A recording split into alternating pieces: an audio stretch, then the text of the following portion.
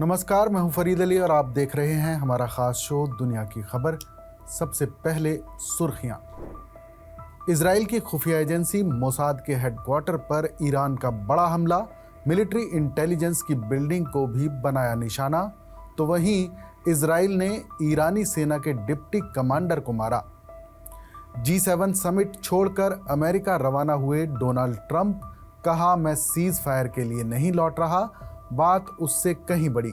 G7 देशों का Israel को समर्थन। ईरान में फंसे भारतीय छात्रों की वापसी शुरू, आर्मेनिया के रास्ते निकाले जा रहे छात्र 110 स्टूडेंट बॉर्डर पर पहुंचे। रूस ने यूक्रेन में 27 जगहों पर दागे ड्रोन और मिसाइलें, 15 लोगों की मौत, 44 घायल। लंदन से अमृतसर आने वाली फ्लाइट रद्द, विमान की उपलब्धता न होने को लेकर फैसला। सोमवार को बर्मिंघम जाने वाली फ्लाइट हुई थी कैंसिल। पाकिस्तान में गुरुधामों के लिए नहीं जाएगा सिख जत्था, भारत पाकिस्तान विवाद को लेकर SGPC का बड़ा फैसला। 200 से ज्यादा श्रद्धालुओं ने किया था आवेदन।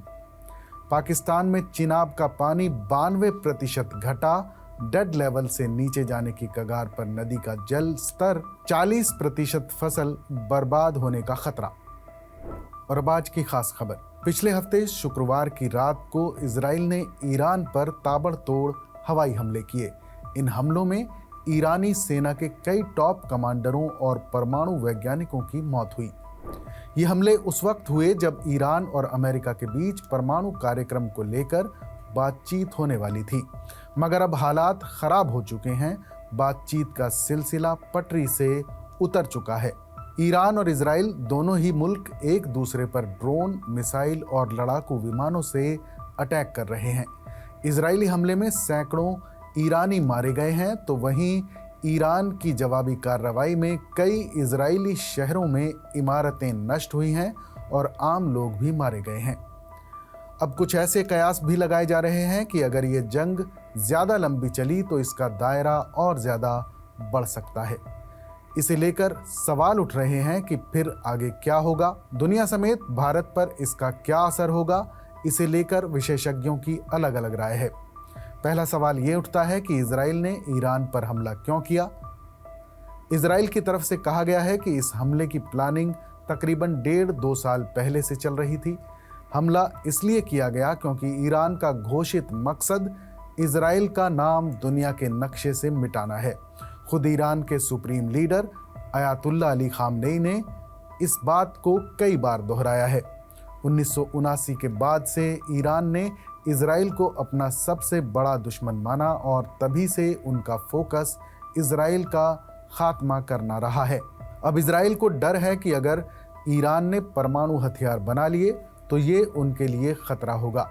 बातचीत से पहले इजराइल ने हमला इसलिए किया क्योंकि अगर ये पीस टॉक कामयाब हो जाती तो फिर इजराइल के हाथ में कुछ नहीं रहता। इजराइल ईरान में सत्ता परिवर्तन यानी रिजीम चेंज करना चाहता है और इजराइल को इस मामले में किसी न किसी तरह अमेरिकी सपोर्ट भी हासिल है। अब सवाल ये उठता है कि ईरान में इजरायली खुफिया एजेंसी मोसाद कैसे घुसी।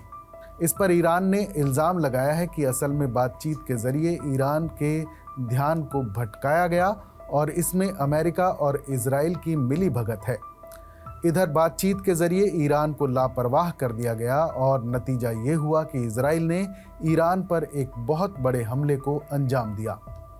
जानकार बताते हैं कि हमले में जो ईरान के बड़े बड़े फौजी अफसर मारे गए वो बाहर से हमला नहीं हुआ है, बल्कि ये ईरान के अंदर से हमला किया गया है और ऐसा अंदेशा भी है कि इसमें ईरान की पुरानी रिजीम यानी मोहम्मद रजा पहलवी के लोग भी शामिल थे। ईरान का तख्ता पलट करने की इजराइल ने कई बार कोशिश की, लेकिन अयातुल्ला अली खामनेई के चाहने वालों की तादाद काफ़ी ज़्यादा है। तो इजराइल ने मायूस होकर बौखलाहट में ईरान पर बड़ा हमला किया, लेकिन ईरान के जवाबी हमले में इजराइल का भी काफ़ी बड़ा नुकसान हुआ है। अब क्या ईरान में तख्ता पलट होगा? इस पर विशेषज्ञों की राय है कि अब ईरान अगर चाहे भी तो इस जंग को नहीं रोक सकता है। इजरायली हमले के बाद से ईरानी लोगों का हर तरफ से एक ही नारा है कि इंतकाम होना चाहिए। जो लोग ईरान के बारे में जानते हैं वो मानते हैं कि अभी 50 साल और चाहिए ईरान की सत्ता को चेंज करने के लिए। अब सवाल ये उठता है कि क्या अमेरिका, फ्रांस और ब्रिटेन भी युद्ध में कूदेंगे? वैसे अमेरिका ने तो अपनी फ्लीट अरब सागर में पहले से ही डिप्लॉय की हुई है। ब्रिटेन अपने मिलिट्री एसेट्स को और बढ़ा रहा है। उसके जितने भी बेस हैं गल्फ में, वहाँ वो एयर एसेट्स को बढ़ा रहा है। एयरक्राफ्ट कैरियर भी हरकत में आ गए हैं। तो वहीं फ्रांस भी पूरी कोशिश कर रहा है कि अरब सागर में उसकी फ्लीट आ जाए ताकि ईरान पर दबाव डाला जा सके। मगर अभी ये देश लड़ाई में शामिल नहीं है। हाँ, अगर ईरान ने समुद्री व्यापार में दखल डालने की कोशिश की तो ये लड़ाई में शामिल हो जाएंगे, और अगर ऐसा हुआ तो अरब देश भी ईरान के खिलाफ हो सकते हैं। ईरान भी ये जानता है कि इससे ये युद्ध और ज्यादा बड़ा हो जाएगा। मौजूदा हालात को देखते हुए लगता है कि अमेरिका भी नहीं चाहता कि ये युद्ध बढ़े, लेकिन इजराइल इसे बढ़ाना चाहता है, क्योंकि युद्ध अगर बढ़ेगा तो उसमें अमेरिका का डायरेक्ट सपोर्ट आ सकता है। फिर यूके और फ्रांस भी मिलकर एक दूसरा फ्रंट खोल देंगे। हाल ही में अमेरिका के सेंट्रल कमांड जनरल ने बोला था कि पाकिस्तान हमारा स्ट्रेटेजिक पार्टनर है और हमेशा उसने मदद की है। ऐसे में अमेरिकन एयरफोर्स पाकिस्तान के एयरफील्ड में भी डिप्लॉय हो सकती है। हालांकि अभी तक पाकिस्तान इजराइल के खिलाफ दिखाई दे रहा है, मगर अमेरिका अगर इस युद्ध में कूदा तो हालात बदल सकते हैं। अगर अमेरिका खुलकर इजराइल की सपोर्ट में आया तो क्या रूस और चीन ईरान का साथ देंगे? हालांकि ईरान के साथ कोई मुस्लिम देश खुलकर सामने नहीं आया है, लेकिन तमाम मुस्लिम देशों की जनता ईरान के साथ है। इजिप्ट और जॉर्डन जैसे देशों में भी ईरान के पक्ष में प्रदर्शन हुए हैं। असल में जितने भी मुस्लिम मुल्क हैं वो ज़्यादातर खुद पर निर्भर नहीं हैं, वो अमेरिका और दूसरे पश्चिमी देशों पर निर्भर हैं। यानी अगर अमेरिका इनसे अपना सपोर्ट खींच ले तो हालात ख़राब हो सकते हैं।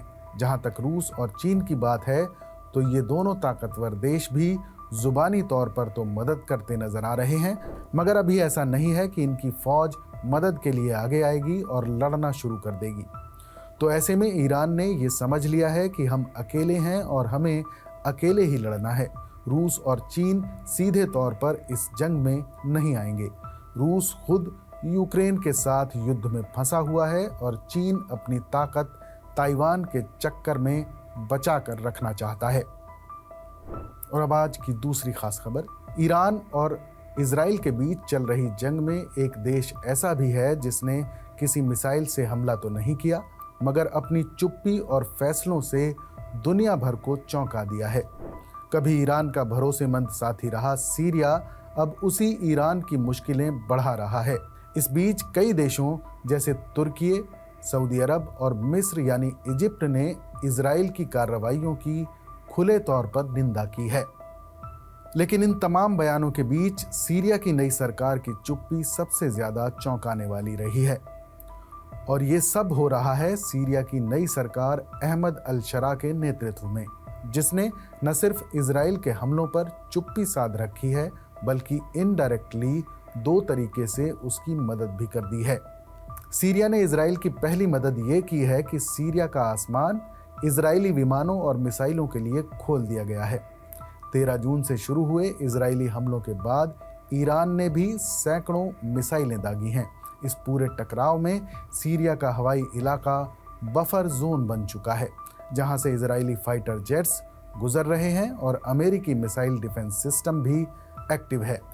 दक्षिणी सीरिया के दारा और कुनैतरा में मिसाइलों का मलबा गिर रहा है, खेत जल रहे हैं, घर तबाह हो रहे हैं, लेकिन सीरियाई सरकार चुप है।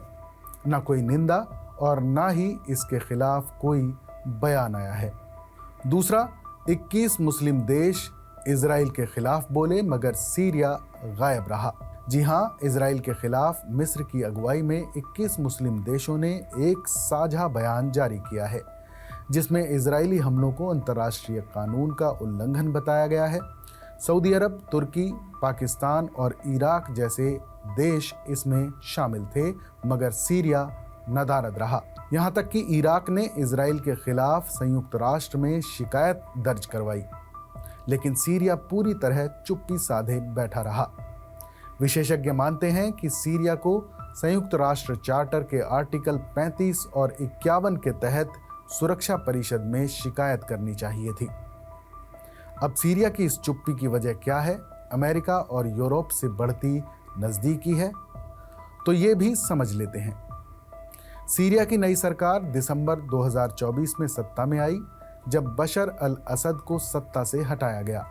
नई सरकार ने शुरुआत में ही साफ कर दिया था कि ईरानी मिलिशिया अब देश में बर्दाश्त नहीं किए जाएंगे और सीरियाई जमीन का इस्तेमाल इजराइल के खिलाफ नहीं होने दिया जाएगा।